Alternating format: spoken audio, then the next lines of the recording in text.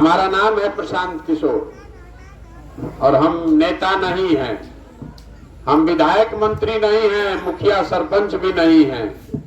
बिहार के साधारण परिवार के लड़के हैं, पदयात्रा कर रहे हैं, वोट नहीं मांग रहे हैं, कोई से वोट नहीं मांगो।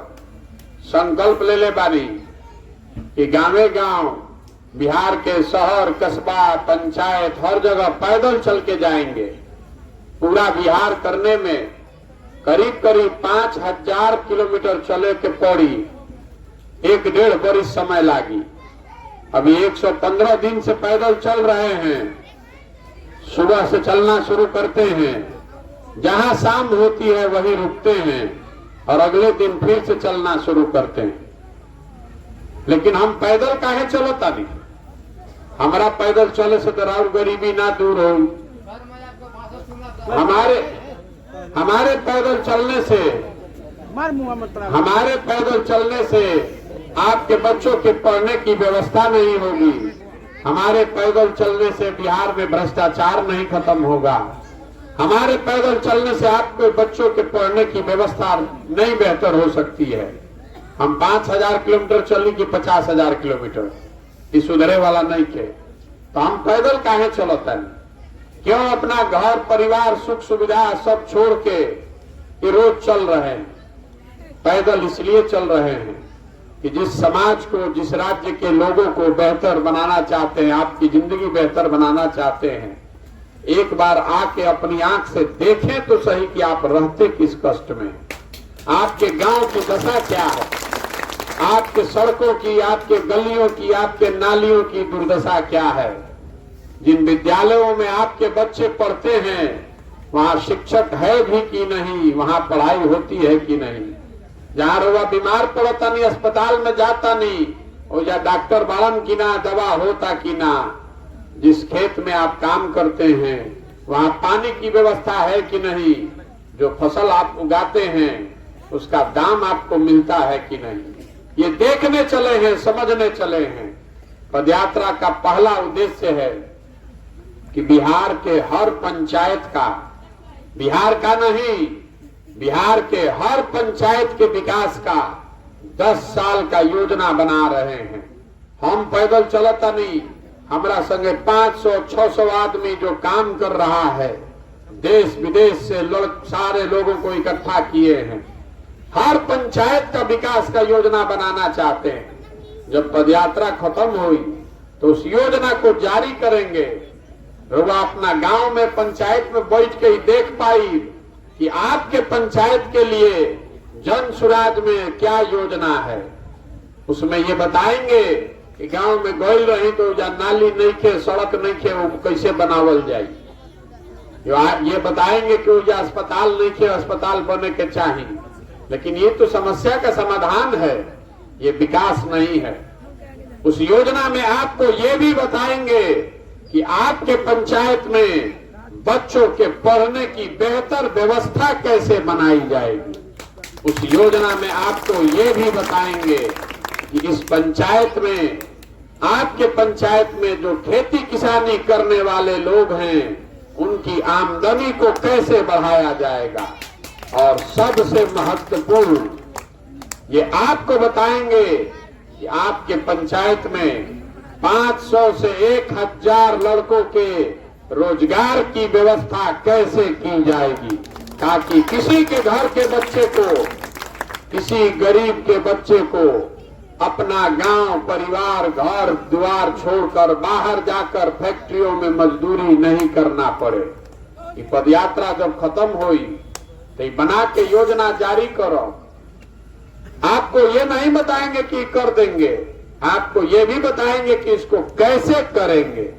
न तरवा देखो तानी कि नेता लोग क्या करता। कोई कहलस कि हम 10 लाख नौकरी दे दे, अरे वह वोट दे देनी। जब आप वोट दे दिए तब नौकरी नहीं खे मिलत, लाठी मिलता। लड़का जाता तो लाठी से पिटाई होता।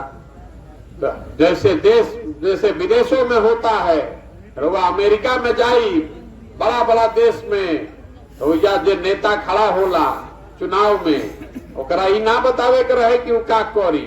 उसको ये भी बताना होता है कि वो इसको कैसे करेगा, ताकि जनता ये देख सके, समझ सके, मूल्यांकन कर सके, तब उसका समर्थन करे या विरोध करे। तो जब पदयात्रा खत्म हुई तो ये बना के जारी करब, रउआ अपना घर में, अपना पंचायत में बैठ के ओकरा के देखब, ठीक लगी तो ओकरा के अपनाई, आ ना ठीक लगी तो ओकरा के रद्दी के टोकरी में फेंक दे। लेकिन हम तो आज चलल बानी तो हमरा पता चलता कि रउआ दिक्कत का बा, चाहे का करे से राउर दशा सुधरी। रउआ तो इजे रहता नहीं। आप में से तो बहुत सारे अनुभवी लोग, बहुत पढ़े लिखे समझदार लोग, आप तो यही रहते हैं। रउआ तो मालूम है कि रउआ क्या कष्ट बा, आपको किस बात की दिक्कत है, तो आप उसको सुधार क्यों नहीं पा रहे हैं, ये भी बताने चले। इहो बतावे चलल बानी कि रउआ आखिर दुर्दशा सुधरत कर और काहे नहीं खे। 50 बरिस हो गई, आज से 40-50 साल पहले भी देश का सबसे गरीब और पिछड़ा राज्य था बिहार, और आज भी लड़का सब जवान हो गया, जवान आदमी बूढ़ा हो गया, कितना आदमी के तो जिंदगी पार हो गई, लेकिन आज भी देश का सबसे गरीब, सबसे पिछड़ा, सबसे ज्यादा भूखमरी, अशिक्षा और बेरोजगारी वाला राज्य बिहार ही है। ये सुधरत नहीं खे, तो काहे नहीं के सुधरत, इहो बतावे चलल बानी। देखिए बिहार में रउआ जहां चल जाई, जेकरा से बतियाई, सब कोई रउआ के बताई कि बिहार में भैया बहुत भ्रष्टाचार बा, एजा सड़क नहीं खे, नाली गली के हालत खराब बा, लइकन के पढ़े के व्यवस्था नहीं खे, रोजगार नहीं खे, फसल के दाम नहीं खे, खेत में पानी नहीं खे। ये सब बात रउआ जानता नहीं, लेकिन जहिया वोट होई ओ दिन कौनो बात रउआ याद ना रही। जहिया वोट होता वो दिन बिहार के आदमी के तो खाली 2-3-4 गो बात याद बा। पहला बात, हमार जात का बा, आ के हमारा जात के खड़ा बा, चलो ओकरे के वोट दिया। जे जात से निकल जाता ओकरा के हिंदू मुसलमान बना के भारत, पाकिस्तान, पुलवामा, चाइना के नाम पर वोट लिया था। जे दोनों से बच जाता ओकरा कहता कि जाए दी भैया, रोड नहीं खे, नाली गली नहीं खे, लड़कन के पढ़े के व्यवस्था नहीं खे, रोजगार नहीं खे। लेकिन लालू जी के जो राज रहे, जंगल राज, वो ना चाहिए, बड़ा दिक्कत रहे। तो लालू जी के सरकार कहीं वापस मत आ जाओ, ये डर से आदमी जाके भाजपा के वोट देता हो। आज चौथा हमने के मुसलमान भाई लोग बा, ये लोग कहता कि भैया भाजपा के तो हम वोट दे ना सकी, भाजपा तो मुसलमान विरोधी पार्टी है, तो बचल के एगो ललटेन, तो मरी चाहे जी है, ललटेने के वोट दिया। ये ना 4 चीज पर वोट दिया था भैया। तो जब ये रउआ जानता नहीं, हम जानता नहीं, तो नेतो जानता। नेता भी बिहार का जान गया है कि बिहार के जनता कतनो बतियाओ, हंस के, गा के, गरिया के वोटवा तो यही 4 चीज पर दी, जयहन जा कहा। इसीलिए बिहार का दुर्दशा नहीं सुधर रहा है। नेता ही नहीं जोड़त जाके कि हम सड़क बनवैनी की ना, हम अस्पताल बनवैनी की ना, स्कूल बनवैनी की ना। नेता जोड़ता एजा कितना भूमिहार बाड़न, कितना एजा नुनिया बा, कितना कुशवाहा, कितना पंडित, कितना मुस्लिम, कितना यादव, ये गुणा गणित लगा रहा बा। हमने के बुर्बो के संजा के वोट देता नहीं जा। जे लोग रउआ सब में जात को वोट दियल चाहता, चाहे जात को वोट देता नहीं, तो रउआ के ही बतावे आइल बानी कि नेता कोई जात का राजनीति नहीं कर रहा। बहुत आदमी के बुझाता कि नेता जात के राजनीति करता। नेता कहाँ जात के राजनीति करता? देखिए लालू जी बड़ा नेता आरजेडी के, लालू जी कहाँ कहतड़न कि यादव समाज में जो सबसे काबिल आदमी है वो नेता बनेगा, और सब यादव जी भाई लोग, आप लोग हमको वोट दीजिए। लालू जी नहीं कह रहे हैं, लालू जी कह रहे हैं कि हमारा लड़का नेता बनेगा और सब यादव जी लोग, आप लोग हमको वोट दीजिए। तो जात के राजनीति कहाँ हुई? ये तो परिवार और स्वार्थ का राजनीति हुआ। और लालू जी को अकेले नहीं खन, कोई कुशवाहा के नेता बा, कोई पंडित के नेता बा, कोई महादलित अति पिछड़ा के नेता बा, सब ये कहता कि हम रहब, हमार लड़का रही, आ कुल जना हमारा जात के तो लोग वोट हमारा के दो जा। तो नेता जात के राजनीति नहीं खम करो, नेता करता अपन परिवार के राजनीति। और रउआ जात के नाम पर बुर्बक बन के ओकरा के वोट देता। रउआ बुझाते कि हमारे जात के आदमी उधर जीत के चल जाई तो हमारी स्थिति सुधर जाएगी, वो नहीं होने वाला है। अगर आपके जात के आदमी के जीतने से आपकी स्थिति सुधरती तो बिहार में सब आदमी सुधर गए रही कब ले, सब जात के आदमी नेता हो गए। कोई सुधरा था भैया? कोई नहीं सुधर रहा है। जो जीत गया वो ऊपर चला गया। आपका और आपके बच्चों की चिंता आप ही को करनी पड़ेगी, कोई आपका मदद नहीं करेगा। और दूसर जो धर्म पर देता नहीं जा हमने के वोट, तो वह देख ले ओकर लोकसभा में आदमी कहो कि जाए तो भैया नीचे के आदमी के मत देखो, के खड़ा बाई मत देखो, के कैंडिडेट उम्मीदवार बाई मत देखो, मोदी जी के देखो, पाकिस्तान देखो, पुलवामा हो गई, देश के मजबूत करे खातिर चल के कमल पर वोट दबावो। तो सब आदमी हमने के वोट देने जा कमल के, भाजपा के, मोदी जी के। 40 में से 39 MP भाजपा का जीत कर गया है बिहार से, एनडीए का। अब रउआ से पूछा था नहीं बिहार में कितना विकास भई, मोदी जी का कोइलन ना कोइलन नहीं, छोड़ दी बात के। कैमरे पर आपको चुनौती देकर जा रहे हैं, मोदी जी ने क्या किया नहीं किया छोड़ दीजिए। अगर 9 बरस से मोदी जी प्रधानमंत्री हैं, मोदी जी ने 9 बरस में अगर एक बैठक किया है बिहार के विकास के समीक्षा के लिए, तो आप मान जाइए कल से उनका झंडा लेकर हम ढोने को तैयार हैं। काल से उनका झंडा लेकर ढोए के हम तैयार बानी। 14 में मोदी जी के हम ही प्रचार करत रहे। बिहार में, यूपी में आदमी नाम ना जानत रहन मोदी जी के। आज आदमी हमारे से लाठी डंडा करे के तैयार बा कि बात तारा बुझाता मोदी जी ही सुधार दी हम। अरे भाई सुधरिहन कि ना सुधरिहन, हमने के वो बैठक तो करतन कि भाई बिहार का करोड़ों लड़का, करोड़ों आदमी, महिला, पुरुष हमको आंख बंद करके कमल पर वोट दिया है। ये गरीब लोग हैं, बिहार भारत में सबसे पिछड़े हैं, हम पर भरोसा किया है। कम से कम एगो बैठक करके देखी तो कि भाई क्या कल जा सकेला। हमने के उतनो वोट नहीं खींचा दे लेकिन एगो बैठक हो सके 9 बरिस में, तो हमने से बुर्बक के बा कैसे सुधरी? यही बताने चले। वोट नहीं मांग रहे हैं, वोट नहीं की मांगो। गांवे गांव जाके हाथ जोड़ता नहीं आदमी के, अपना पैसा, अपना साधन सब लगा के गांव गांव जाकर हाथ जोड़ रहे हैं। अरे भाई अपना नहीं तो अपने बच्चों का चेहरा देखिए। अगर नहीं सुधरिएगा, जाति और धर्म से उठकर अपने बच्चों के लिए वोट नहीं कीजिएगा, अपने बच्चों के पढ़ाई के लिए, रोजगार के लिए नहीं वोट कीजिएगा, तो इस गरीबी, इस बदहाली से कभी नहीं निकल पाइएगा। लिख कर रखिए। आदमी को आता है कि भैया प्रशांत किशोर आइल बहुत होशियार आदमी हैं, भैया रउआ आगे आगे चली, रउआ सुधारी एकरा के, हम निकरवा संगे बानी जा। तो हम रउआ से कहे आइल बानी कि हमको आपका साथ नहीं चाहिए। जो समाज अपने बच्चों के साथ नहीं खड़ा है, जो आदमी अपने बच्चे के साथ नहीं खड़ा है, वो हमारे साथ क्या खड़ा होइएगा? हम पैदल चलता नहीं, 100 गो लड़का दौड़ता 100, तो देखता नहीं कि 50 गो के शरीर पर तो शुद्ध कपड़ा नहीं है, पैर में चप्पल नहीं है। आपका बच्चा आधा पेट खाकर खाना सो रहा है, आपका बच्चा पढ़ने जाता है, वो या पढ़ाई नहीं के हो, पिलुआ वाला खिचड़ी बताता, और रउआ ओकर चिंते नहीं थे। रउआ तो धर्म जात में जुड़ाइल बानी।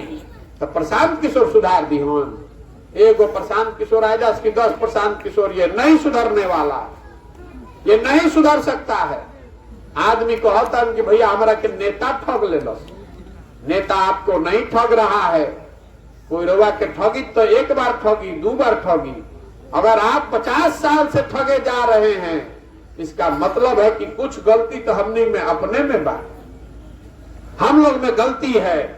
इतना आदमी खड़ा बा, हर आदमी कह रहा है कि भैया बिहार में पढ़े के व्यवस्था नहीं के, लेकिन ईमानदारी से अपने बच्चों के नाम पर कहिए, पढ़ने के लिए, शिक्षा के लिए, विद्यालय के लिए कभी जीवन में वोट किए हैं आप और हम?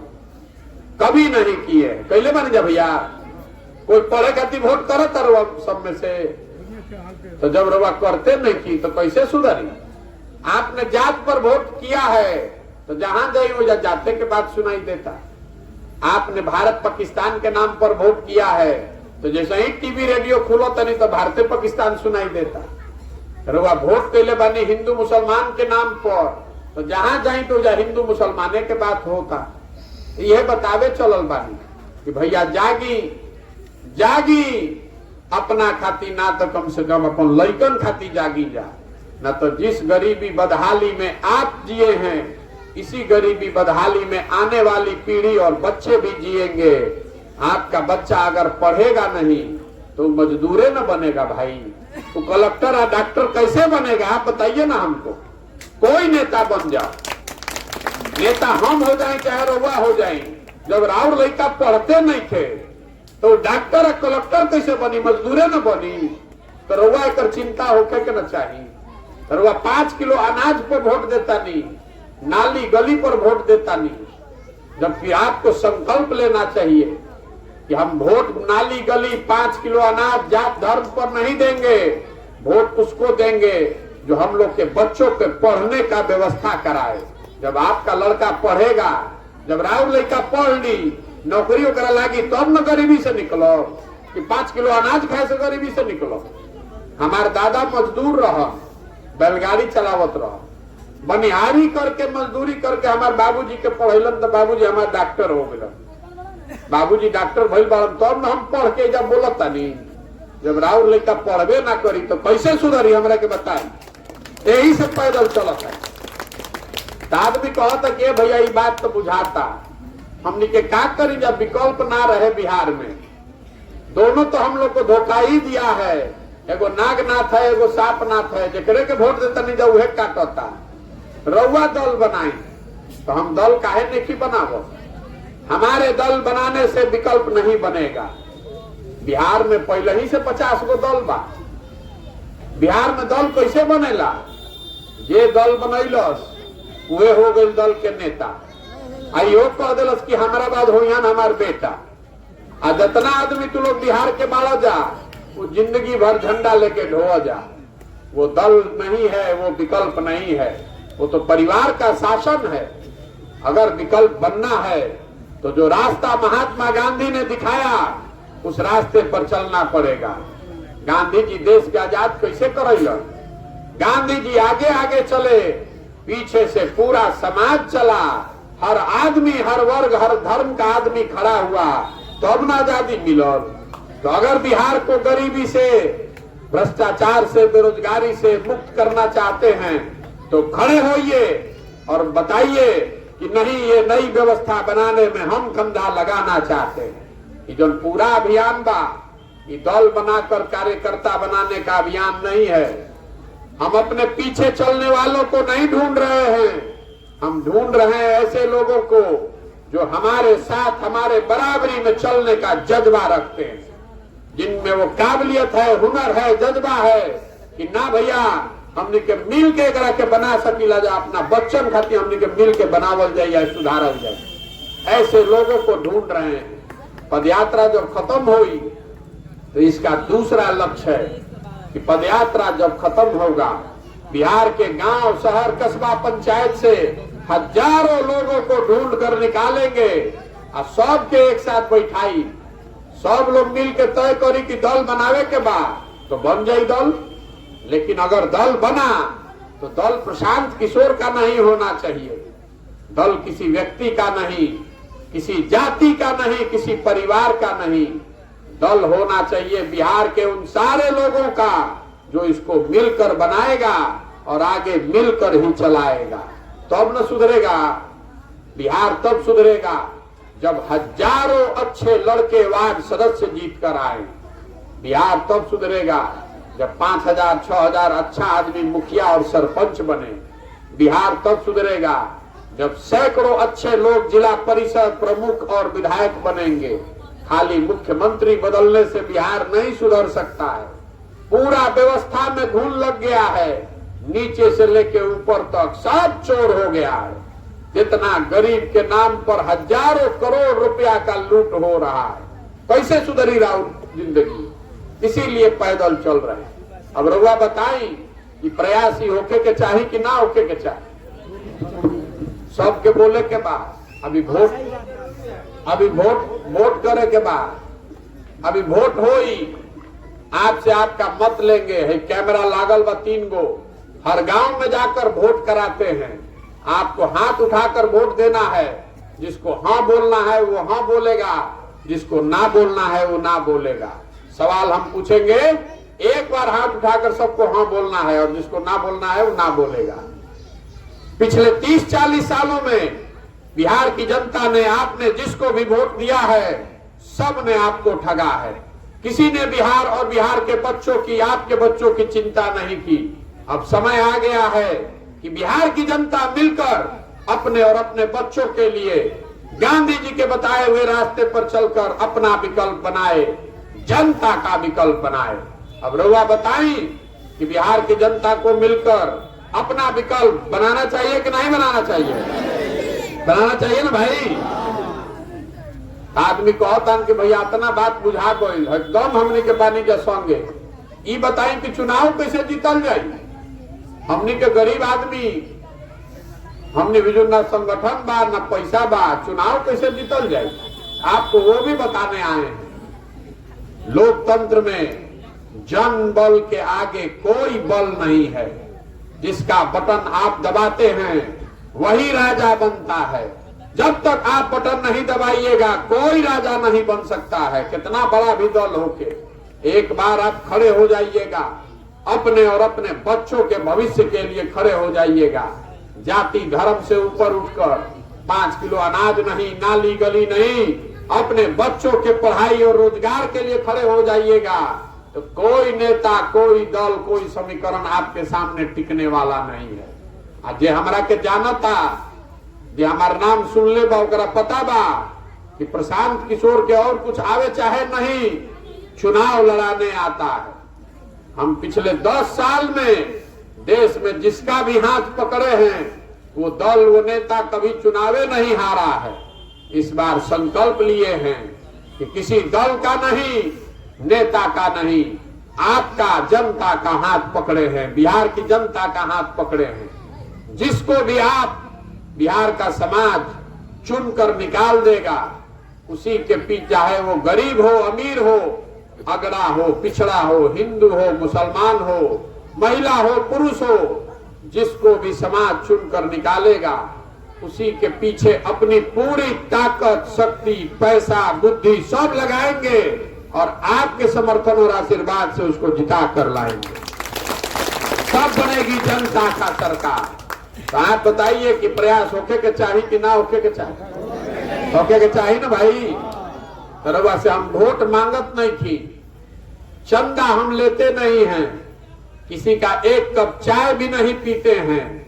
आपन चाय और खिचड़ी भी आपन गाड़ी में लेके चलता, और नजर घुमा के देख ली, कहीं एगो आपन फोटो भी ना लगाई।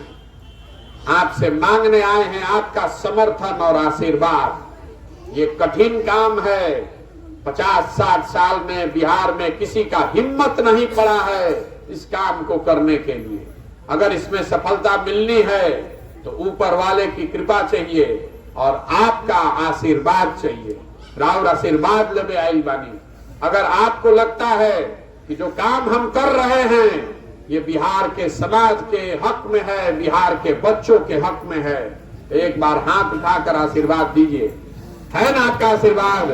करें ना प्रयास? है ना भैया आशीर्वाद आपका? एक अंतिम बात कहकर खत्म करेंगे।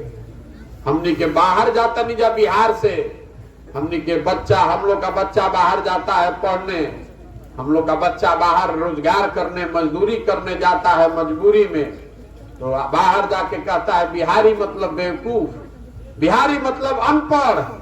हम लोग के बच्चों को गाली दी जाती है, जलील किया जाता है। ये बिहार के लोग, हम और आप बेवकूफ लोग हम लोग नहीं हैं। ये तो ज्ञान की भूमि रही है। देवताओं को भी बिहार में आकर ज्ञान मिला है। बिहार के लोग बेवकूफ नहीं हैं, यहाँ के नेताओं ने, व्यवस्था ने हम लोग को बेवकूफ बना दिया। एक बार आप जग जाइएगा, अपने बच्चों के लिए जग जाइएगा, तो आप में वो काबिलियत है कि आप ऐसी व्यवस्था बना सकते हैं कि जो लड़के आज बाहर फैक्ट्रियों में मजदूरी कर रहे हैं, वही लड़के बिहार में आएंगे, फैक्ट्री लगाएंगे और चलाएंगे। आप देखिएगा, ये हम लोग की जिंदगी में होगा। आदमी कहता, ये भाई इतना बतियावता रहो, अपना खातिर का चाहता हो। बहुत आदमी को लग रहा है कि मुख्यमंत्री बने आइल बाड़न,